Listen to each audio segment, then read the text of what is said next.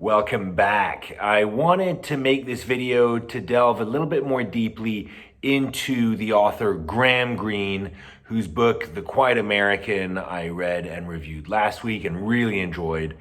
And so I want to take the opportunity to do a slightly longer video on this YouTube channel to talk a little bit more about him, about his life, about his work, what themes were important to him, and so on. I personally think that Graham Greene is a pillar of English literature of the 20th century. He's really up there as one of the top authors. He never did win the Nobel Prize, even though he was shortlisted for it on numerous occasions. And there might have been some politics there coming out of the Nobel Committee in Sweden about them not liking him. But I certainly think he is at that level of historic, deep novelists who deserve this highest accolade of the Nobel Prize. But today I don't want to talk about prizes. I want to talk about Graham Greene and try and get people a little excited about this author who would be maybe a little scared of reading a book by an author who sounds very intellectual, maybe too deep, and I want to get people excited about Graham Greene. So I'll start with this. Graham Greene is a really exciting writer because two things that he loved to focus on was travel and espionage, spying, and that's pretty exciting. And so his novels were always set in really cool locations. He was based in Africa for some time during the war, but he also, as a journalist, was able to travel around and see Asia and Latin America. And so he really wrote about what he knew. When he went to these countries, he really tried to understand these countries. So Graham Greene novels in general, or very often, are set in really cool locations. And he has a detached, pragmatic view about it. But what do I mean by that? He's not pretending to be someone who really understands the country about which he's writing. He's someone who takes a view that there's a lot of complexities, and therefore it's very much layered. For example, Vietnam, which is featured in his novel, which I've just read, The Quiet American. The Quiet American is a story about a British journalist who's based in Vietnam, covering the war during the independence war of the Vietnamese against the French colonial power. And he's very much trying to stay detached from being politically or morally engaged in that conflict. And so he doesn't really support the French colonial power, the Vietnamese independence fighters, or the communists. And into this mix steps in a young American who works at the US Embassy in Saigon. This is in the early 50s. And that guy represents a more idealistic, less pragmatic, less nuanced point of view of being involved in affairs of a foreign country. And so there's something very idealistic, naive, and innocent about this young American. And of course, this young American represents the US writ large, i.e. a country that sees things very often in terms of its foreign policy, in terms of good and evil, very black and white, who are the good guys, who are the bad guys, where very often reality on the ground is much more complex than that. So Graham Greene really takes that point of view of that main character, that English journalist in The Quiet American. It's always quite detached and well presented, fairly presented from the point of view of the country. I also said that he writes a lot about espionage. That's true. It's really cool because Graham Greene was a journalist, but was also involved with MI6, the British Secret Service. And so he has an understanding of the details of what it's like to be a spy. There's very often not glamorous, it's not cool. There's a lot of nitty-gritty detail. And in the case of The Quiet American, without giving anything away, one of the spies is involved in a sort of counter-terrorism operation that really relies on stuff that is not particularly glamorous and is quite nitty gritty. So I like that. There's that presentation of A, countries, but B, that spy element can also be found in other novels of his, like Our Man in Havana, or perhaps even his screenplay for the classic movie The Third Man. There's always a noir element in there, something quite dark and sinister, which brings me to really the main point about Graham Greene and how he should be considered, is that he was considered a Catholic writer, which he often disputed. He saw himself as a writer who happened to be Catholic.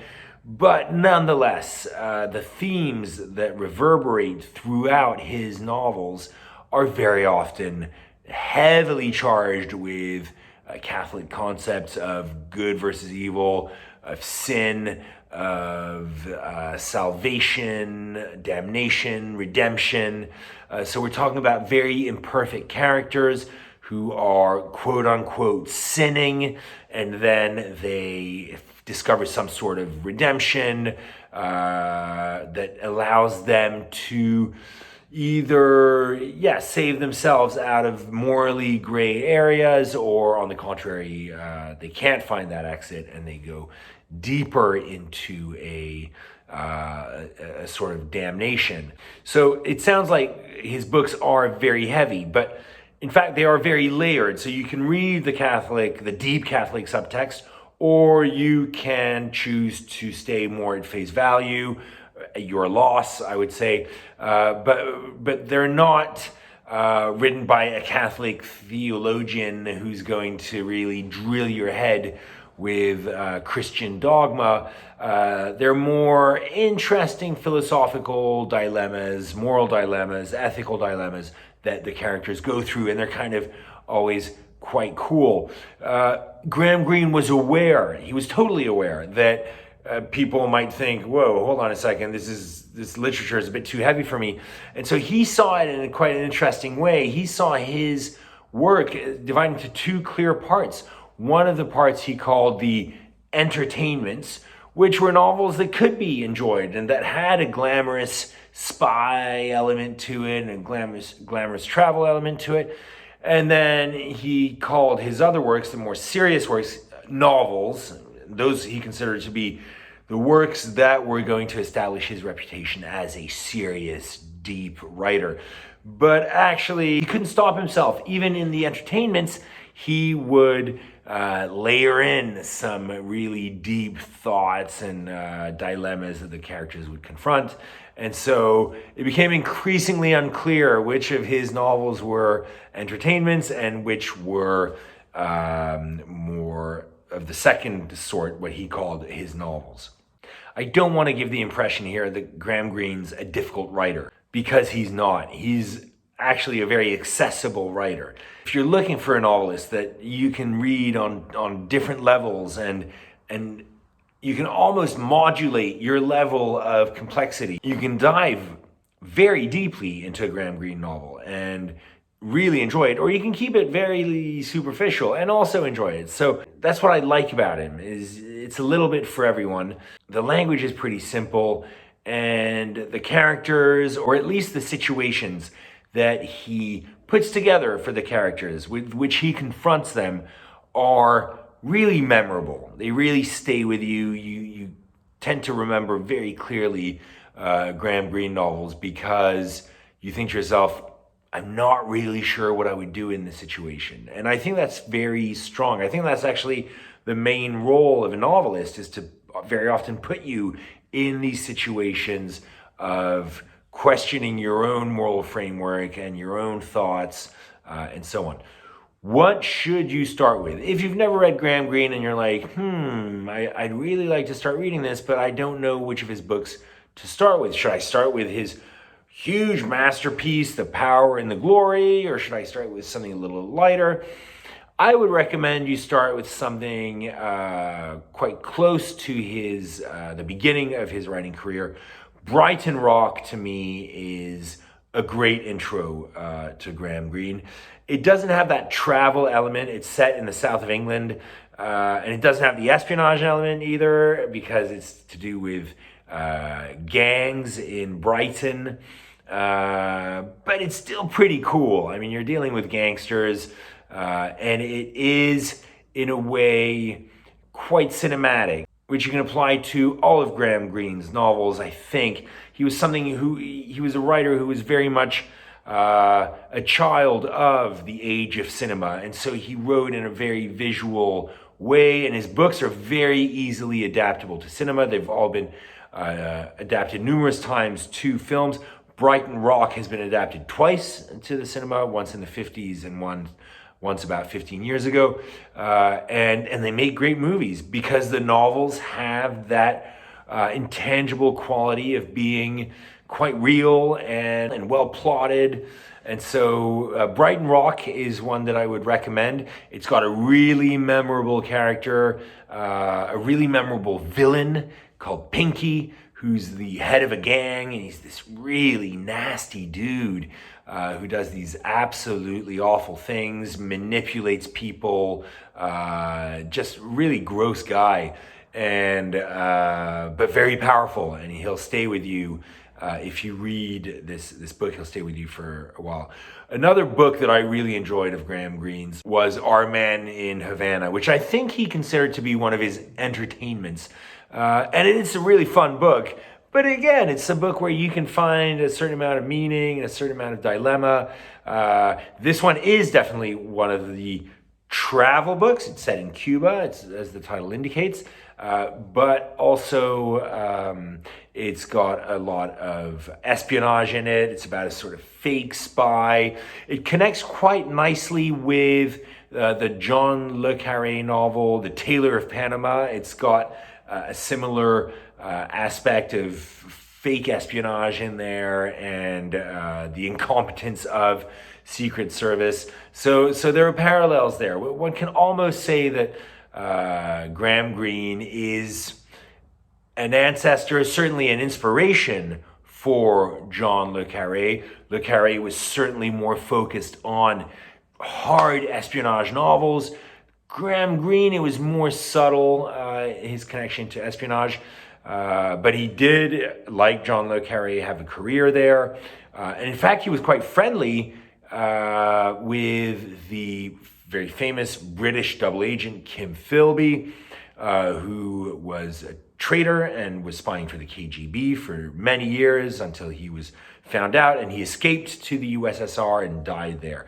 So he was a very notorious spy, and Graham Greene had, I think, worked with him or was at MI6 at the same time as Philby. So he's a very legit source of spy novels. But unlike Le Carre, I'd say Graham Greene is slightly more detached, more tangential. And Our Man in Havana is a great example of this kind of literature. Another novel, which I think is more of his novels, serious novels, that people should read is The End of the Affair, which is, again, a deeply Catholic novel in the sense that one of the characters essentially makes a bet with God and lives their life according to that bet. And it was based on Graham Greene's real life affair with a woman, and his wife, who was deeply Catholic, would not allow a divorce. And so the affair was pretty much doomed from the start and had all sorts of tragic consequences to it. And it's a very powerful novel. In this sense, again, it's not a travel book, it's not an espionage book, it's more of a deeply Catholic book. And here I find a book like that has connections with an author like Ian McEwan. And I think Ian McEwan would probably acknowledge some inspiration to Graham Greene. I think most British novelists today owe some inspiration to Graham Greene.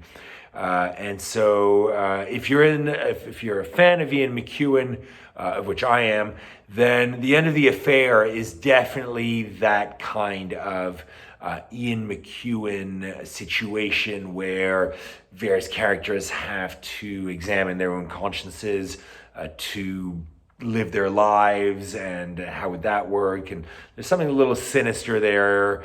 Ian McEwan certainly, at least in his early books, is definitely the king of sinister, but I think he's softened up probably later on in his career, and now has, I think, hit certain notes which I think personally, I may very well be wrong, are somewhat reminiscent of Graham Greene. If you're into something maybe regarding the war, then you might want to start with The 10th Man, which is a very short novella with issues of the French resistance and issues of letting innocent people die, the randomness of it. Graham Greene was known for having played Russian roulette in his youth, and so he was very much interested in these questions of God intervening with luck, with fate, and how fate might interact with people's lives and their destinies, and so The 10th Man very much plays with these levels.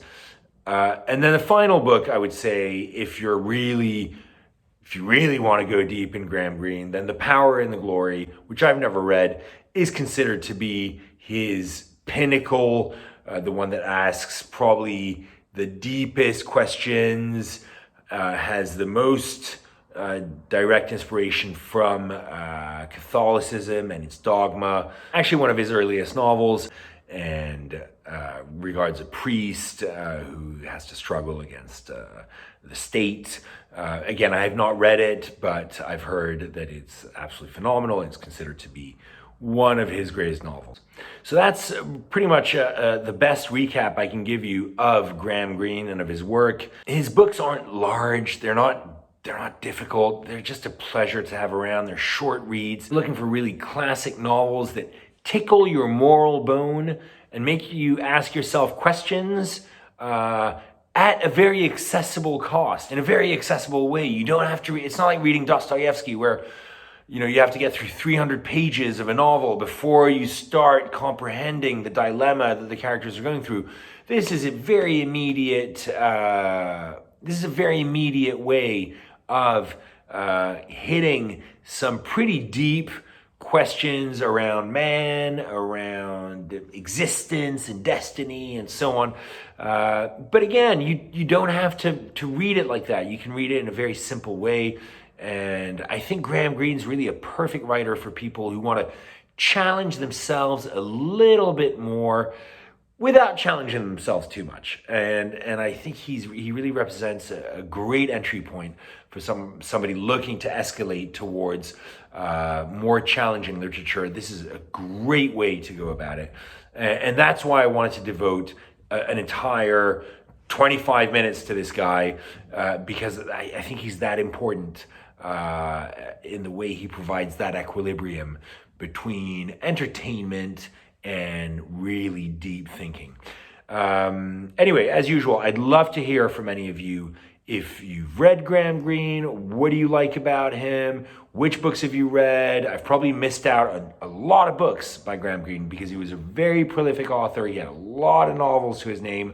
And so I probably forgot a bunch of them that may be people's favorites. And so please share with us here in the comments what books you think best represent Graham Greene, or what is it that you best love about Graham Greene. I'd love to hear from any of you. If you've liked this episode, I'd love for you to subscribe to my channel and keep following me, or you can follow me on Instagram at LitWithCharles, and hopefully we can have some engagement there as well. I hope this was interesting to all of you, and in the meantime, keep reading. Thanks a lot. Bye.